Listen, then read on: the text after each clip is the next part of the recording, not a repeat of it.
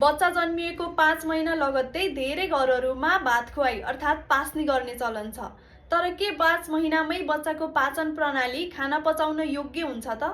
पास्नी हाम्रो नेपाली समाजको एक सुन्दर परम्परा हो, जसमा छोरीलाई 5 महिनामा र छोरालाई 6 महिनामा दिन हेराएर गर्ने चलन छ। तर एउटा कुरा बुझ्न जरुरी छ कि छोरा र छोरीको पाचन प्रणालीमा 5 र 6 महिनामा आहार सुरु गर्नुपर्ने हिसाबले कुनै पनि फरक हुँदैन।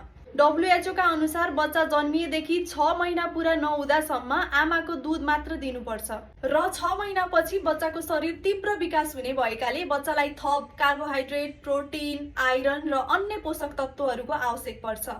साथै पाचन प्रणाली पनि खाना पचाउन सक्ने गरी परिपक्व हुँदै जान्छ। त्यसैले यदि छोरीको पास्नी 5 महिनामै गरियो भने पनि हामीले हाम्रो संस्कृतिलाई सम्मान गर्दै 5 महिनामा पास्नी मनाउन सक्छौं।